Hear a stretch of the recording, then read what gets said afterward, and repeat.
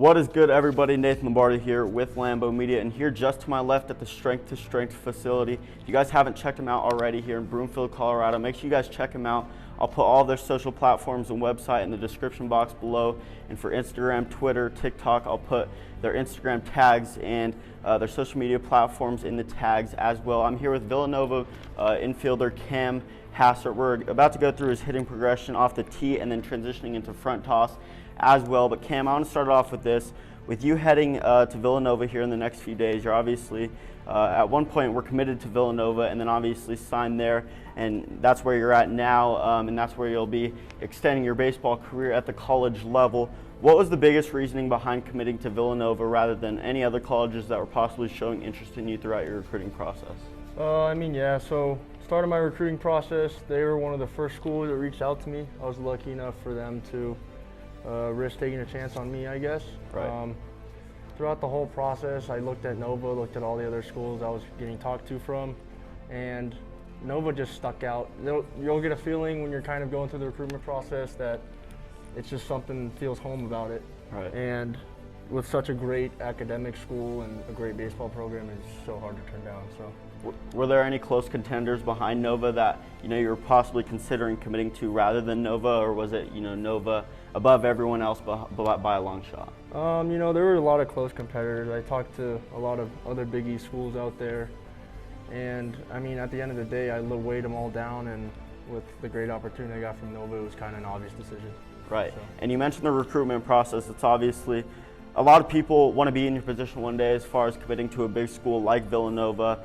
You're obviously getting interest by a lot of other schools. What would you say is the biggest key to getting noticed? What would you say to the younger kids trying to get noticed, but at the same time not rushing it at the same time and wasting their money in college camps when they're not even ready for that? What's the biggest piece of advice you could give regarding that? I think something that a lot of kids overlook, which I overlooked myself too a little bit, is trying to get in the weight room as soon as possible. Right. Like I said, you mentioned college camps, a bunch of perfect game events, all that type of stuff. I think it's important for you to build up yourself first before you're ready to go out to those colleges. But yet again, it's never too early to go look. When I was younger, when I was about 14 years old, I had big aspirations, right? Right. Hey, I'm going to go to this Vanderbilt camp. Hey, I'm going to go to a bunch of these SEC camps.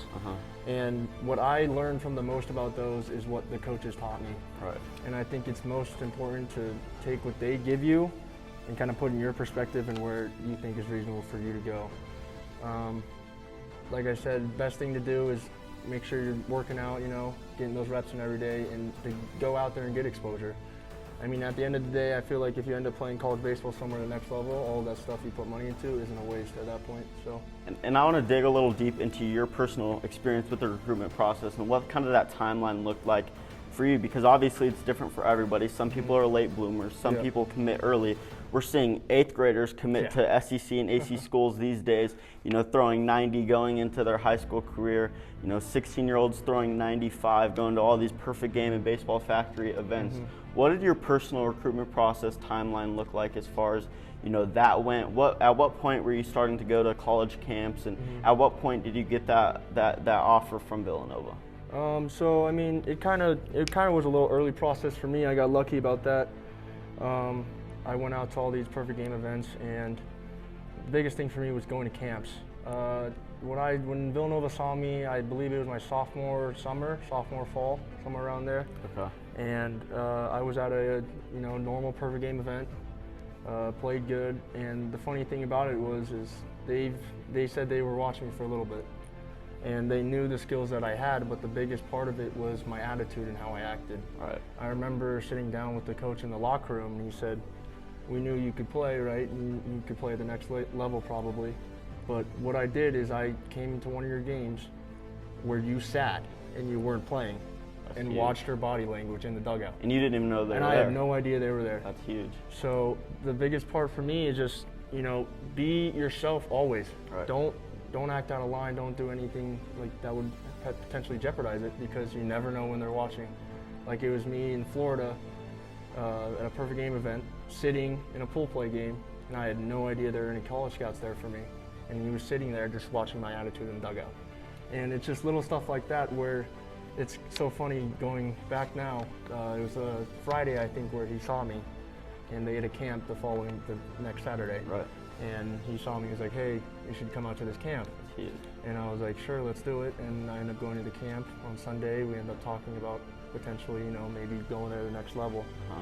And it's just little things like that that make it so fun to talk about. So That's awesome, Cam. I love how to hear that it was just bigger than baseball, and it was on a different level and different aspect, and how you didn't even know they were there. No clue. It's that acting, in those events, how you act when you don't know who's watching, and that's what separates you from the next level. That's exactly what separates you and gets you to that next level as well, because you won't stay at that college level.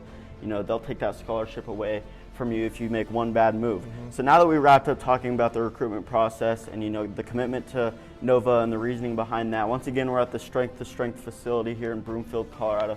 Let's get into your hitting progression and starting it off with tee work at this point in the season. How many months out are we from the season? We start, I think, end of February, so it's pretty close now. Okay. Like a month around there. So we're getting pretty close to the season. What does your hitting progression look like? Let's start off with some tee work. Yeah, so pretty much when I hop in the cage, it's important to stretch, obviously, make sure you're well stretched before you hit. Right. The biggest thing for me is just timing and feeling. Okay. So what I like to start out, I'll just do a couple swings for each, I guess. I kind of start, just wide base, no stride, and just feeling the hands and trying to push opposite way. Right. Every time I hit somewhere, or every time I try to get warm for hitting, my focus is first going the other way, feeling me go inside the ball. Or hard line drives to the other way.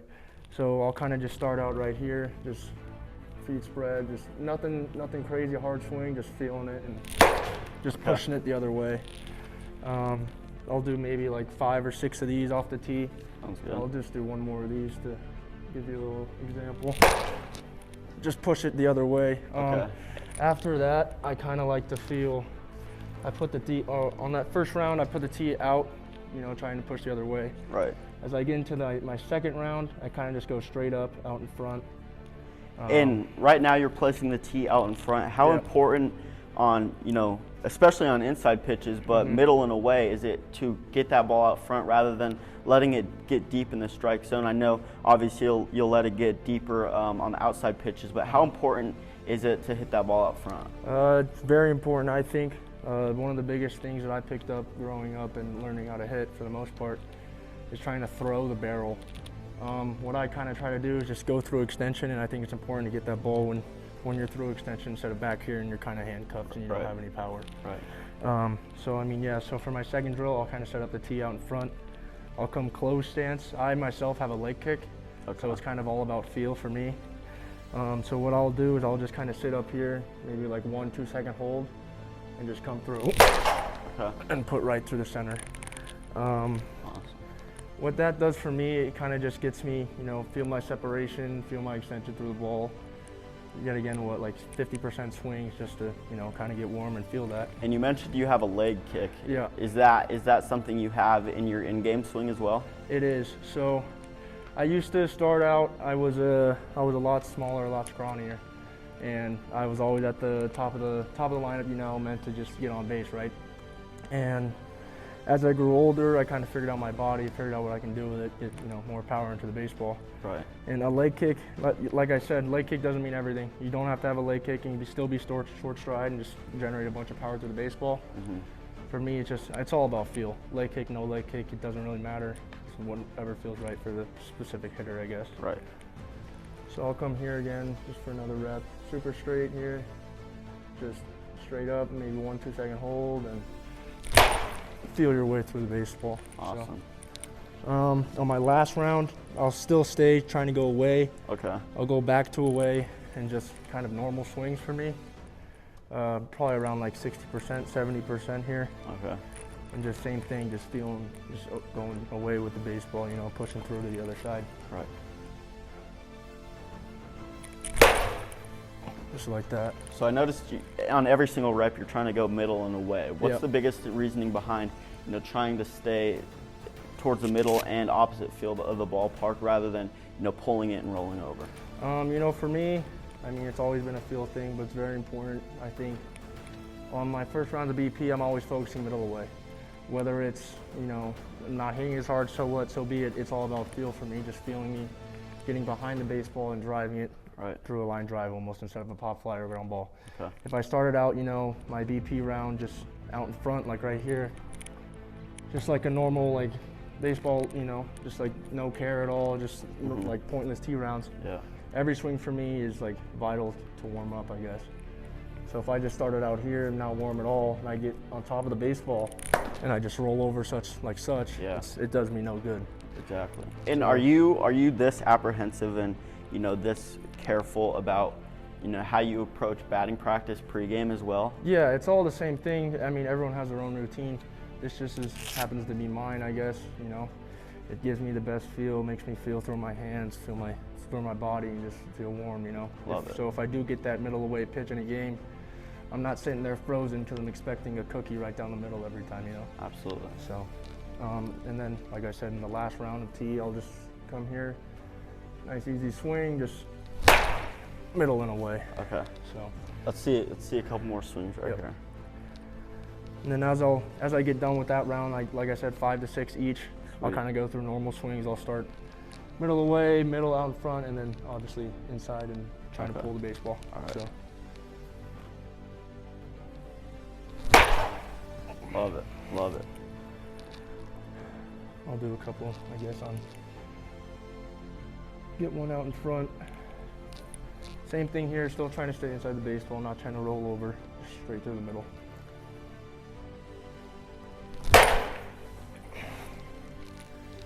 And then I'll do one inside.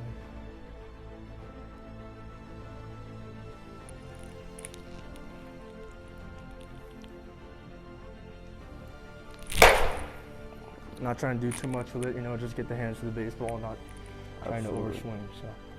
And there's a big difference between where you position the ball on the tee when it's an inside pitch compared to when it's an outside pitch. It's a good, 1 or 2 feet of a difference that you're making in that. And, have you noticed a huge difference when you, let the ball get deep on an inside pitch? And, what happens then? Do you tend to get jammed more? Or what happens when you let the ball get more deep, on an inside pitch? Yeah, I think it's good, to practice, your reps just like they're in game, right? So I think it's pointless if you were to set up an inside pitch right here. Okay. Yeah. Just, not getting out in front. Right. Because if you set it up right there and you're in a mid-game and that swing happens, you're right here and you're jammed, and you just kind of feel handcuffed. Yep. So I think it's good. I mean, just to practice like it'd be in the game, getting it out in front and just driving it, gap to gap. Okay.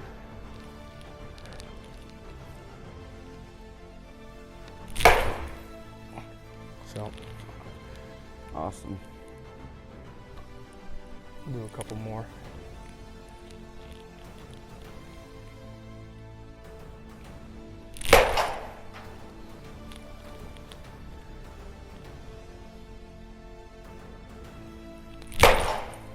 And on your load, I notice you're, really emphasizing on trying to get your hands back in the knob to the catcher. What's the importance behind that, and what's the reasoning behind, you hear coaches emphasize it a lot. What's the reasoning behind getting your knob to the catcher and getting loaded properly? I think it's good, just to kind of have your hands in a neutral position, I guess. I mean, like I said, it's different for everyone. But if you, like you said, I start here kind of. Right. And as I go, like my hands kind of, nothing crazy, nothing like too much bat wiggle. Yeah. But just enough to get loaded, I guess, get your hands in the right position, ready to drive through that baseball. So. And you're kind of keeping your swing as simple as possible. You see this with, guys on the left side of the plate as well, such as Cody Bellinger. He likes to, stay simple, has a very tall body frame, and just stays simple and stays tall with it. Have you always had a simple swing and had a simple approach at the dish? I mean, for me, it's always been trying to make it as simple as possible. Those little extra movements, Right. All those other players, as they get older, more accustomed to it, more like flash, all that type of stuff. Right. But for me, it's always been try to keep it as simple as possible because, like you said, at the next level, I go from in Colorado facing 85 to 90 tops with a couple kids throwing 93, 94. And then now that you mentioned, I want to talk about that a little bit before we get into your front toss as well, which is what you do after tee work during your hitting progression. What's that difference been like when transitioning from Colorado baseball, which, like you mentioned, is a lot slower paced, and maybe the skill set isn't as advanced, besides a few kids like Grayson Yeah. Carter, who's committed to Vandy, and Kale Lansville, who's an LSU signee. Yes, sir. What's that transition like when transitioning from Colorado baseball here in Colorado, obviously, and then transitioning to play at a school like Nova? What's that skill set like? The biggest thing I think it's important for those younger kids out there trying to make it to the next level is that the game speeds up. Right. And whether, Colorado has that reputation of just always, not having as good as competition as the other Right. states, such as California, Arizona, or East Coast, Right. Florida, Georgia, all that. They play all year round. Colorado gets snow, it's hard to do Yeah. that. So what they do out there is it's a lot faster paced, a lot better competition, to be honest. And when I went out there in my 17 and 18-year-old years, I played for teams on the East Coast, Yeah. just to kind of get a feel for that faster speed of the game. So it's definitely a big change. So would you say that was the biggest reasoning behind going on the East Coast to play, your 17 and 18-year-old years, was leaving Colorado? Would you say that's the biggest reasoning behind, traveling to a different state to play baseball, is that skill set adjustment and, getting used to that, getting acclimated to that skill set? Yeah, nowadays you know how it is. It's all the summer ball Right, teams, all the right. travel ball, crazy showcase teams. Yeah. And I was lucky enough to play for a couple of those. And the biggest thing I took out of it was the faster speed of the game. Right. Everything is just quicker, quicker, quicker. Absolutely. And the more simpler you try to get with it, which is why I'm trying to be simple with my swing, simple fielding, all that type of stuff, is the whole reason behind it. And it helps to go out there and get that competition, because you really don't know how fast it is until you actually experience it. Yeah, absolutely. So is that kind of a general gist of what your progression looks like as far as tee work goes during the off season? Yeah, it kind of stays the same off season and season. Okay. All trying to reach one goal, right? Right. So at the end of the day, for me, it's just all about feel, all about timing, and just starting the other way and feeling my way all the way across the field. I'll start, in like a normal BP round. I'll start with, we'll get into, but I try to start everything middle of the way, same thing, and then slowly go gap to gap. You don't want to pull off on things, don't want to slice it. So. Yeah, most definitely. Well, now that we wrapped up your tee progression, let's transition into some front toss work and your progression in that. All right, so now I'm going to get into my soft toss progression. My main thing here, same thing as the tee. Start middle of the way and then start going gap to gap. So it's all about feel for me, not 100% swings. Just, feeling it out and then making sure you're good. So I'll start middle of the way here.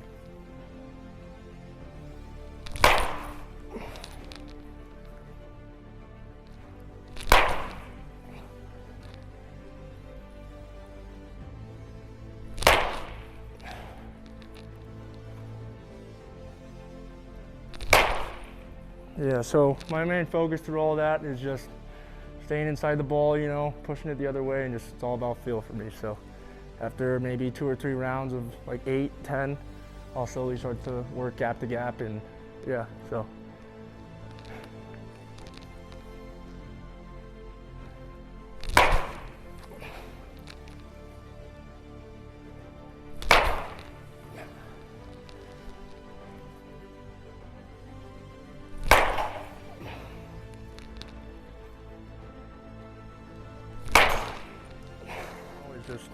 It's all about feel. So as you get through those rounds, make sure you're good.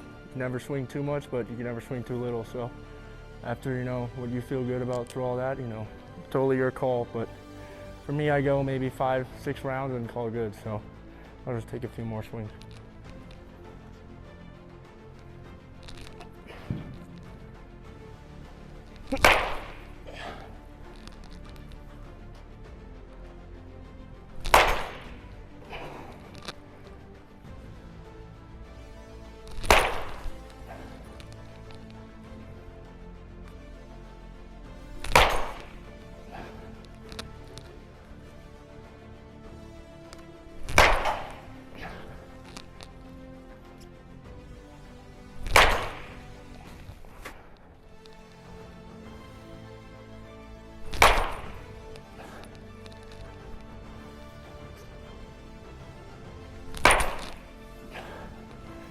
So yeah, that pretty much wraps up my soft toss, and after that, I'll get into just normal BP and then good Once to go. again, we're here at Strength to Strength facility in Broomfield, Colorado. Like I mentioned a little bit earlier in the segment with Cam Hassert, The link to all of their stuff will be in the description box below for the YouTube viewers, and then Instagram, TikTok, Twitter, I'll put their ats in the tag section as well. That wraps up everything for this hitting progression segment with Villanova athlete and baseball player, infielder, Cam Hassert. Cam, something new, I mentioned this a little bit earlier, something new I'm starting here with Lambo Media is that after every segment and interview I do, I'll ask my interviewee to nominate another athlete to do an interview with Lambo Media as well. So Cam Hassert, who will be that guy, or a couple of guys if that's the case?